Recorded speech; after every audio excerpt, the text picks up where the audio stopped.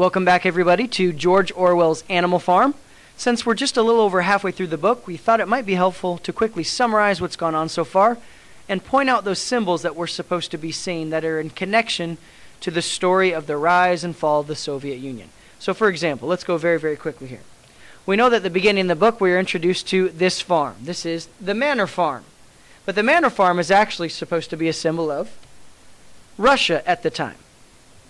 By that we mean, on Manor Farm, we met these individuals. The overworked and underfed animals, as well as their mean farmer / master, whose name was Farmer Jones. And Farmer Jones in particular is a symbol. He's a symbol of Nick II, okay? Nick II, as well as the Romanovs, and how it was that they treated their people in Russia at the time. And now you notice that it says USSR, the Soviet Union, but we know that at the time it was actually called Russia. Okay? We're also introduced to Old Major. Old Major is the boar who, on Animal Farm, has this wonderful vision and shares it with the other animals that they can overthrow Farmer Jones and have a better life. Well, we pointed out that Old Major is a symbol of what happened in Europe at the time. He represented, that's right, he represented this guy, Karl Marx and his Communist Manifesto, his idea that they could overthrow the rich factory owners and that life could be better for the poor. On Animal Farm, that's exactly what happens. The animals plan out the rebellion, although it happens by accident, and sure enough, they get rid of all the people who are oppressing them on the farm. They get rid of Jones and his men with quite a bit of ease. And so the farm is theirs, no doubt. That is exactly what happened in much of Europe, or at least in the Soviet Union. You have the Bolsheviks that overthrew the government that they did not like. They got rid of people like Nick II and the Romanovs. We also have other symbols in the farm, in the book Animal Farm. We've got the pigeons. Remember those pigeons that were sent all over from Animal Farm to the other farms to spread the news that animals could be free? Well, that's exactly like what happened in the Soviet Union. That communism started to spread very, very quickly, or at least the ideas did, to other countries. We also were introduced to characters like Molly, the spoiled white mare. And we figured out really quick that since she doesn't do any work, she probably represents the bourgeoisie, or the rich owners who didn't do any of the work. We were introduced to Boxer, the workhorse, who does most of the work on Animal Farm, and sure enough, we figured out very quickly that he is a symbol of the proletariats, or the factory owners who do much of the work. Other symbols, we met the tame raven, Moses, and his name kind of gave it away. Moses has stories about a far-off place called Sugar Candy Mountain where life will be better one day. And sure enough, he is a symbol of clergy at the time. We have, who's this? Oh, that's right, we've got Squealer. Squealer is the individual, the pig at the time, who is spreading all the propaganda to convince the animals that this is the best way, even when things started to go badly very, very quickly. And that's an easy one. We know that he represents propaganda that was used to keep the people in the Soviet Union happy, even though their lives turned very, very worse very quickly. Much, much worse very quickly. But what you need to keep in mind is at this point, the pigs are running the show. They rose to power very, very quickly on Animal Farm. Now we have two pigs that competed for a while. We had Snowball, who was a great speaker, and Napoleon, who was clever in his own sense. And sure enough, Napoleon is the one who gets rid of Snowball, and he's the one that ends up in charge. So Napoleon, who's in charge of Animal Farm, is definitely a symbol of the individual who took over the Soviet Union very, very quickly and rose to power. And we've already pointed that out. That is Joseph Stalin. Now, Joseph Stalin himself is much like Napoleon. Napoleon changes the rules very quickly. Originally, they weren't allowed to behave like humans. Remember the 7 commandments. They couldn't do things like sleep in beds with sheets. They shouldn't kill another animal or anything like that. And very, very quickly, Napoleon starts to change the rules on Animal Farm just because it suits him and the pigs. And that's exactly what's going on at this point in the Soviet Union with Joseph Stalin. He rises to power and very, very quickly starts to take away the liberties of the people and becomes a very fierce, a very ruthless dictator. And he changes the rules very quickly. If you look at the windmill, we know that just recently the animals were very, very hard to build a windmill, telling us that in the Soviet Union they did try and make some attempts to improve their country to be in step with the Industrial Revolution. They wanted to become more industrialized. But we're also introduced to other characters. We also get, who's this individual? This is the guy from Foxwood Farm. This is Pilkington. And by the name of his farm, and by the way he's described in the book, how his farm is kind of lazy and overrun and unkept, we decided it probably represents countries like England. We also are introduced to the other side of Animal Farm. Remember, they changed it from Manor Farm to Animal Farm. And this is Friedrich from Pinchfield Farms. He's very shrewd and very tough. We figured out he probably is a symbol of, that's right, Hitler and Nazi Germany. And so as we go through the book, these are the types of things that we're pointing out. But keep in mind that the pigs are in power. They are in charge. They're so much in power and so much in charge at this point that they are using dogs to influence and to enforce everything that it is they want. So the real question becomes, now that their windmill has been destroyed once, and the animals can be very, very discouraged after doing all this work, only to have their windmill destroyed by the wind and by the storm, what will happen next on Animal Farm?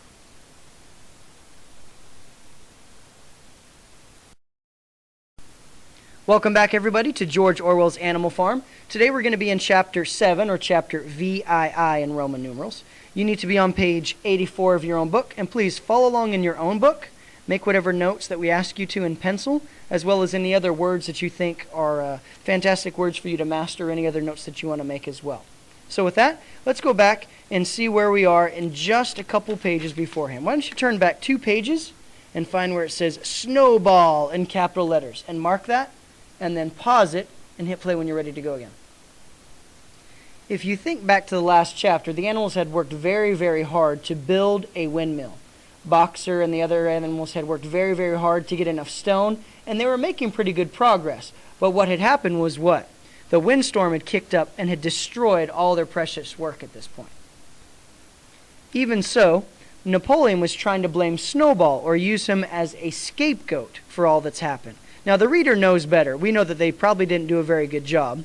But at this point, we know that Napoleon and the pigs are going to blame Snowball for everything that goes wrong. And that word scapegoat comes up again and again. That's what he's being used as. So as we start Chapter 7, that's exactly what's going on. So here we go. Let's go to Chapter VII, Chapter 7. Start on the big I. Ready? Follow along in your own book, please. It was a bitter winter. The stormy weather was followed by sleet and snow, and then by a hard frost which did not break till well into February. The animals carried on as best they could with the rebuilding of the windmill, well knowing that the outside world was watching them, and that the envious human beings would rejoice and triumph if the mill were not finished on time. Good word. Let's mark that one and add it to our own vocabulary. Envious. If we covered that up, we could probably come up with a couple synonyms that make sense instead. The world was watching them, and the blank human beings would rejoice and triumph if they failed. What words might make sense there? If you came up with one like jealous, you're probably right. Envious and jealous are synonyms. Envious means jealous. All right, next paragraph. Out of spite, the human beings pretended not to believe that it was Snowball who had destroyed the windmill. They said that it had fallen down because the walls were too thin. The animals knew that this was not the case. Now, if you pause right there, we know something that the characters in the book don't. We know it was actually that the walls were too thin, but the animals, again, are convinced that it was probably Snowball. Still, it had been decided to build the walls 3 feet thick this time instead of 18 inches as before, which meant collecting much larger quantities of stone. For a long time, the quarry was full of snowdrifts, and nothing could be done. Some progress was made in the dry, frosty weather that followed, but it was cruel work, and the animals could not feel so hopeful about it as they had felt before. They were always cold, and usually hungry as well. Only Boxer and Clover never lost heart. Squealer, well, here comes Squealer, up to his old tricks. Squealer made excellent speeches on the joy of service. I'm going to mark that. And the dignity of labor. I'm going to mark that too. But the other animals found more inspiration in Boxer's strength and his never-failing cry of, "I will work harder." Now remember, we've talked about different types of propaganda that Squealer uses, and here he's got these sparkly terms. Joy of service. Dignity of labor. If it sounds good but means absolutely nothing, what do we call that? Remember in class? Absolutely nothing. Those were glittering generalities. In January, food fell short. The corn ration was drastically reduced, and it was announced that an extra potato ration would be issued to make up for it. Then it was discovered that the greater part of the potato crop had been frosted in the clamps, which had not been covered thickly enough. Oh no, things are getting even worse for the animals, folks. The potatoes had become soft and discolored. There's one of our prefixes we've studied. we've stuttered. We've studied. Discolored. And only a few were edible. For days at a time, the animals had nothing to eat but the chaff and mangles. Starvation seemed to stare them in the face. It says they were supposed to have a potato instead, but they became discolored. Dis is one of those prefixes that means the opposite of. Okay, so they became the opposite of colored and the potatoes went bad, is what they're saying. All right, let's keep going. It was vitally necessary to conceal this fact from the outside world. There's a good word, conceal. Conceal means to hide, right? It was vitally necessary to conceal this fact from the outside world. Emboldened by the collapse of the windmill, the human beings were inventing fresh lies about Animal Farm. Once again, it was being put about that all the animals were dying of famine and disease, and that they were continually fighting among themselves and had resorted to cannibalism and infanticide. Now, there's a word that we should know. We know that side at the end of a word means death or kill. Think of pesticide or suicide. It means to kill. Infanticide means that you kill your own young. It actually means you kill and eat your own young, kind of like rats do when they get really, really desperate. And those are the lies that are being spread about Animal Farm, that they're starving so much that they're eating their young.